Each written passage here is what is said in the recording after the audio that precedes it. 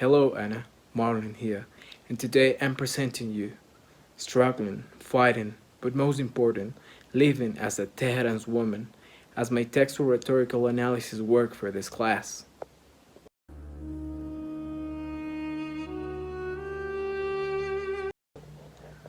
For the thesis, How to Be a Woman in Tehran is an essay written by Habibe Jafarian and published in 2015 at Garnica magazine. It seeks to demonstrate to readers the everyday handicaps and discrimination women often encounter in Iranian society, using her life story point of view throughout the essay. With rhetorical strategies such as repetition, first-person storytelling, and refrains and popular phrases, it places a good portrait of ethical dimensions to tribute women who kept fighting Tehran against its misogynist customs and laws.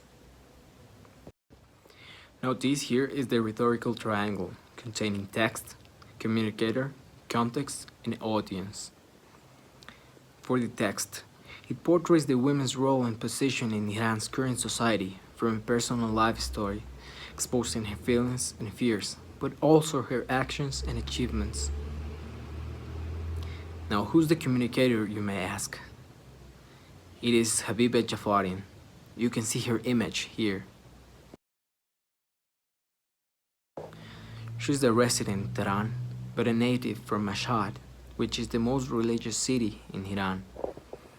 She's also the senior editor of Iranian Film Journal 24 in Tehran.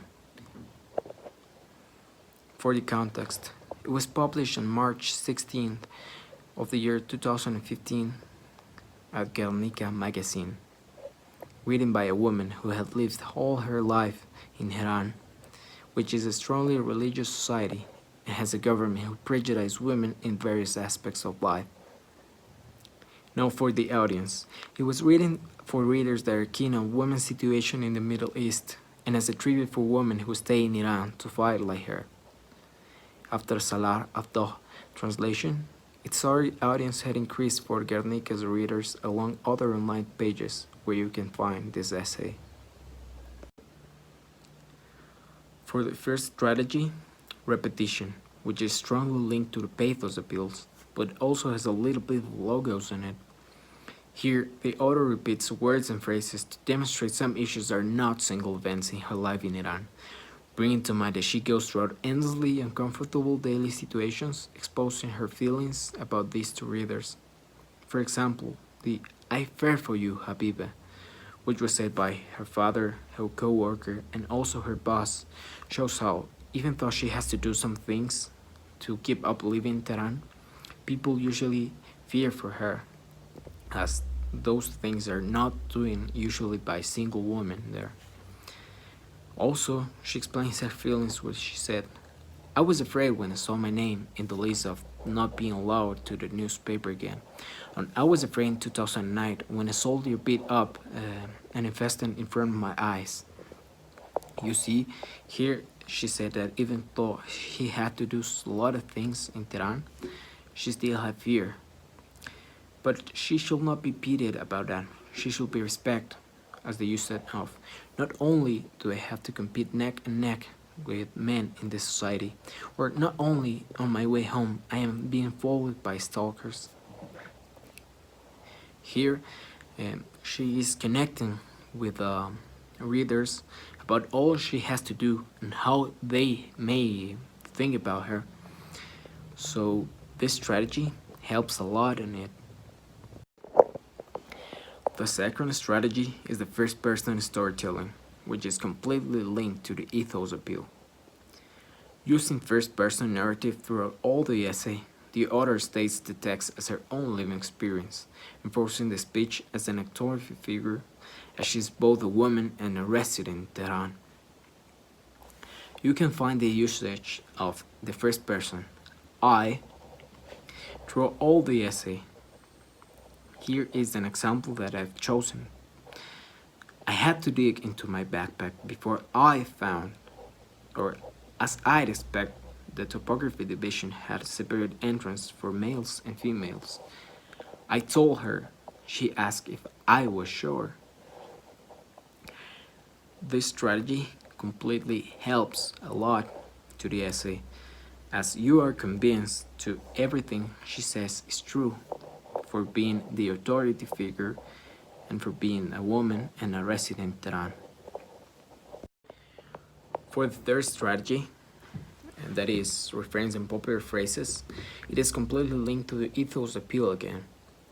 With the use of refrains and popular phrases, the author showcases the thoughts, essence, and idiosyncrasy of Iranian society, helping readers comprehend her position by using a powerful ethos resource.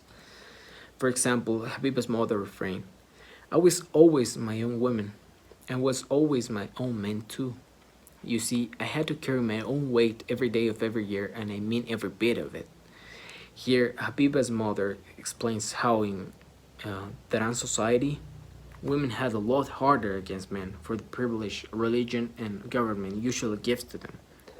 Also, Habiba's father says some refrains like, a man cannot drive a nail into stone, when he's trying to change Habiba's mind of not studying in Tehran. Or fearfulness, which is the worst traits of in a man, is indeed the best of traits in a woman. And a woman, unlike a man, should have fear. But you have no fear, my daughter, and so I have fear for you. Here, it is exposed how in an Islamic society, women are not seen as being capable of defending themselves. This strategy helps a lot because it gives a lot of context on the essay to the readers, and the readers could feel where in the world she's living at, which society, how they think. So it completely helps and gives a lot of authority figure because refrains are one of the most powerful strategies of using to believe, like you see, the kind of society that Habib is living in. Now for the question, it is an ethical essay? The answer is yes, it is an ethical essay because Habib is not demonizing the society she's living in, or she's not giving an unfair opinion about anything. Habibe just exposes, portrays, and explains how a woman, given her life experience, lives in Tehran. Also, she says, do not pity me, respect me, because I like to keep up in my country and fight. And I have nothing against the people who go out and do not fight this, because this is not their war, this is mine. Last but not least, she gives a neutral response in the last when people usually ask, why haven't you, Habibe, leave the country? And she says, I don't have time to speak or learn another language, which completely says a lot about Habibe, that she doesn't want to demonize anyone. She just wants to give us her story. Now, for straining the fact that this is an ethical essay, I found the outside source of Priscilla Offenhauer that titles Women in Islamic Societies, a selected review of social scientific literature, that was published by the Library of Congress in 2005. Here are some phrases like, almost everywhere in the Muslim world, a religion-based law is a component of the legal system.